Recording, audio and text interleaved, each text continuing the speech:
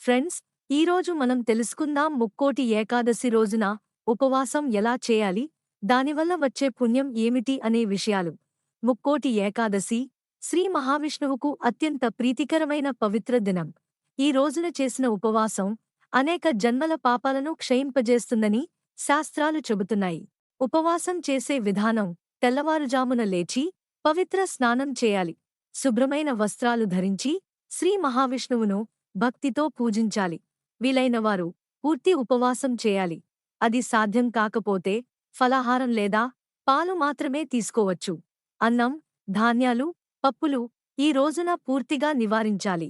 విష్ణు సహస్రనామం, నారాయణ నామస్మరణ ఈ రోజున అత్యంత పుణ్యప్రదం. రాత్రి జాగరణ చేసి భగవంతుని కథలు వినడం, నామస్మరణ చేయడం అత్యంత శ్రేయస్కరం. ఈ ఉపవాసం వల్ల వచ్చే పుణ్యం: ముక్కోటి ఏకాదశి ఉపవాసం 33 కోట్ల దేవతల అనుగ్రహాన్ని ప్రసాదిస్తుంది. అనేక జన్మల పాపాలు నశిస్తాయి. మనసుకు శాంతి, జీవితానికి సుఖసమృద్ధి లభిస్తుంది. మరణానంతరం వైకుంఠ ప్రాప్తి కలుగుతుందని భక్తుల విశ్వాసం.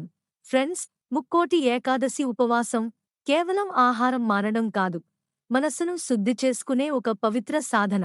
భక్తితో పాటిస్తే శ్రీ మహావిష్ణు కృప తప్పక లభిస్తుంది. ఓం నమో నారాయణాయ. జై Srimannarayana. Thank you for watching the video, friends.